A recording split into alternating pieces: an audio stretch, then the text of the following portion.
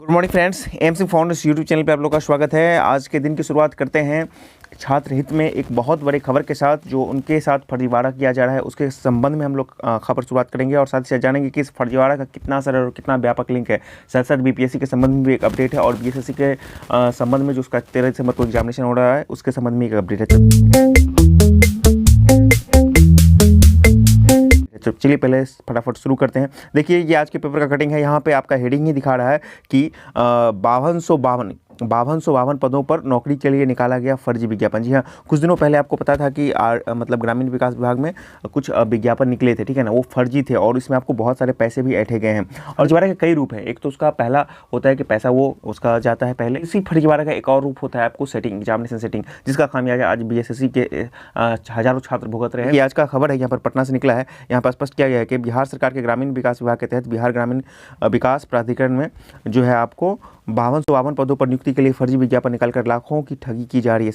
सहायक अधिकारी के 117, लेखापाल के 350, अभिलेख लिपिक के 1767 और पंचायत सचिव के 1258। देखिए, पंचायत सचिव जैसे ही बोल रहा है यहाँ पे, तो जितने भी कैंडिडेट हैं उन लोग को समझना चाहिए कि पंचायत सचिव जो इस फॉर्म को भरे हैं या अपना पैसा कटवा चुके हैं, उनको समझना चाहिए था कि पंचायत सचिव आइदर या तो पिछले वैकेंसी में जा रहे हैं बीएसएससी इंटर में, जो कि 13 तारीख को होने वाला था, जिस पर कि काफ़ी कुछ हो चुका है अभी, और यदि उसमें नहीं हो पाएगा तब फिर से जो वैकेंसी आएगा, fresh vacancy BSSC inter level second जो आएगा उसमें होगा। तो पंचायत सचिव यहाँ पर भी लोगों को थोड़ा सा समझना चाहिए था, इसमें अपने पैसे और जो समय इन्वेस्ट नहीं करना चाहिए था। अब देखते हैं और क्या लिखा हुआ है इसमें।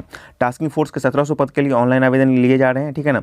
इन सभी पदों के लिए 5200 से 20,200 वेतनमान और 2800 से 1800 रुपये की जानकारी विज्ञापन में दी गई है। इन पदों पर 21 नवंबर से 19 दिसंबर तक आवेदन मांगे गए हैं। सामान्य वर्ग के आवेदक से 450 यूपीआई या क्यूआर कोड के जरिए लिए जा रहे हैं। जानकारी के अनुसार अब तक हजारों लोग इस धोखाधड़ी के शिकार हो चुके हैं। बहुत बड़ी बात है। और कुछ महत्वपूर्ण चीज़ें देखते हैं। देखिए, ये फर्जी वेबसाइट का लिंक दिया गया है। इस तरह से ग्रामीण विभाग का फर्जी वेबसाइट, आप ना मतलब जब भी इस तरह की चीज़ें आए तो उसको पूरा वेरिफिकेशन कीजिए, ठीक है ना। अभी क्या होता है कि सरकार पेपर में कोई भी नोटिफिकेशन देती है कि ठीक है इस विभाग में हम बहाली करने वाले हैं, उसके इससे पहले भी मतलब कि ग्रामीण विभाग में एक बार और जो है नल जल के नाम पर जो है बहाली का फर्जी विज्ञापन आ चुका है। तो इस तरह की चीज़ों को जरूर अपने से एक बार रीचेक कीजिए, ठीक है ना, नहीं तो आप अपना समय और पैसा सब कुछ बर्बाद कीजिएगा, ठीक है। तो देखिए, इस तरह का जो फर्जी वेबसाइट है बनाया गया था, फर्जी वेबसाइट बनाकर 21 नवंबर से पैसा लिया जा रहा है, ठीक है ना। 450 रुपया शुल्क के साथ ले रहा है। ऑनलाइन 29 दिसंबर तक आवेदन की अंतिम तिथि। अब तक लाखों रुपया की ठगी। अब समझ लीजिए, इतना रुपया वो ठग के कहाँ चंपट हो जाएंगे कोई पता नहीं।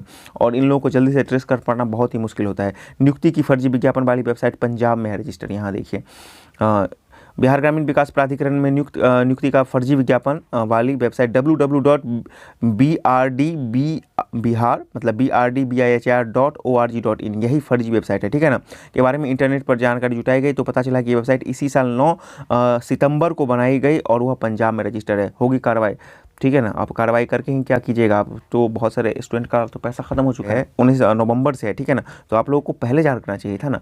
आज आप 15 दिन या 10 दिन आप बिता चुके हैं, फिर आपको नींद खुलती है, तो आप लोग कहाँ सोचते हैं। ये भी आप लोगों के लिए एक प्रश्न चिन्ह की बात है, ठीक है। तो सचिव बोल रहे हैं कि विभाग की ओर से इस तरह के कोई विज्ञापन नहीं निकाला गया है।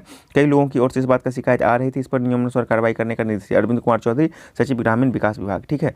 अब यहाँ पर देखते हैं और क्या है। यहाँ पर 450 रुपया का जो यूआई कोड के थ्रू जो है, यूपीआई कोड के थ्रू, क्यूआर कोड के थ्रू ये पैसा ठगी कर रहे थे।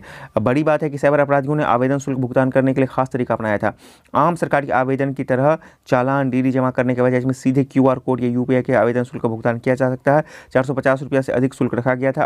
अपराधियों ने लोगों को धोखा देने के लिए 4 पन्नों का आवेदन निकाला। ये इसमें अपना पदनाम आदि का अलावा शैक्षणिक योग्यता, चयन प्रक्रिया, महत्वपूर्ण जानकारी आदि का जो मतलब दिया गया, जो वास्तविक आवेदन से मिलते हैं। देखिए, इस तरह की जब भी बातें होती है ना, तो अब जो है फर्जी बाड़े के या फिर आपको ठगने के तरीके बदल गए हैं।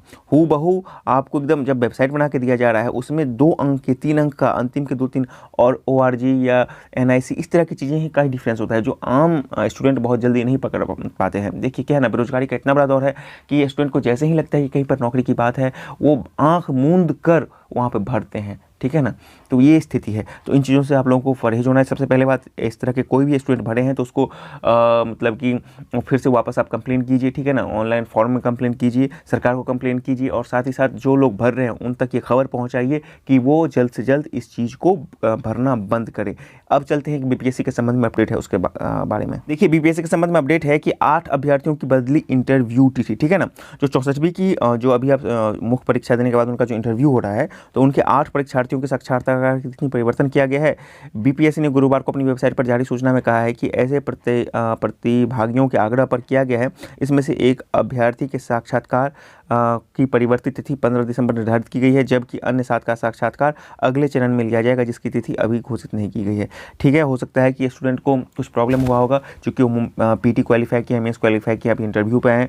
तो चलिए, एक तरह से ये बीपीएससी का एक मानवीय चेहरा भी सामने आया कि स्टूडेंट के समस्या को उन्होंने काउंटर किया और उसके आधार पर तिथि परिवर्तन किया। ये अच्छी बात है, ये एक अच्छा पहल है।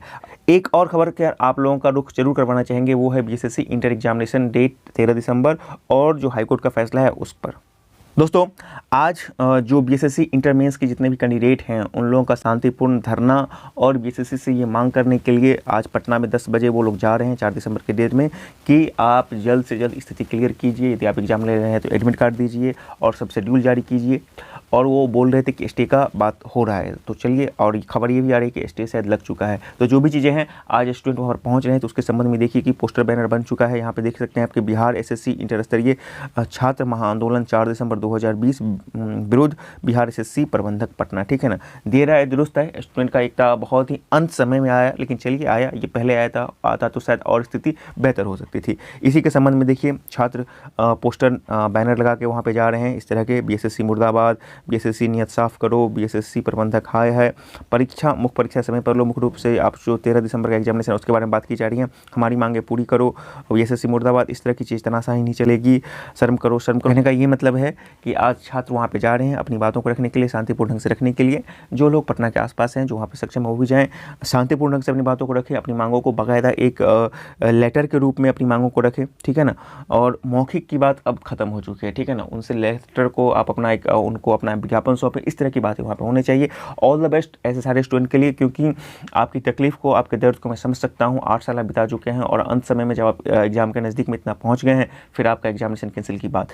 तो सबसे महत्वपूर्ण बात कि आपकी एग्जामिनेशन समय से होना चाहिए, और साथ ही साथ जो भी टेक्निकल या कानूनी अड़चन है उनको निष्पादन करने हुए। और ये काम कौन करेगा? तो बीएसएससी। तो बीएसएससी पर इन सारी चीज़ों को आपको दबाव बनाना होगा कि सारे टेक्निकल और कानूनी अड़चन को पूरा करके लीजिए। ये नहीं कि आप ले लें और फिर बाद में कुछ आनन फानन हो जाए। और एग्जामिनेशन आपके जल्द से जल्द हो, 13 दिसंबर को हो, और इसके संबंध में स्पष्ट नोटिफिकेशन जल्द से जल्द जारी किए जाए। तो आज की वीडियो में इतना ही। इसके संबंध में कोई भी अपडेट आता है तो आपको हम जल्द से जल्द अपडेट करवाएंगे। आज के के संबंध में चैनल पर चैनल को सब्सक्राइब करके बने रहे। वीडियो देखने के लिए बहुत बहुत धन्यवाद। सब्सक्राइब करें हमारे चैनल एम सिंह फाउंडेशन को, और बेल आइकन को प्रेस करने के बाद नोटिफिकेशन को ऑन कर लें कॉम्पिटिटिव एग्जाम की तैयारी एवं संबंधित सभी जानकारी सबसे पहले पाने के लिए।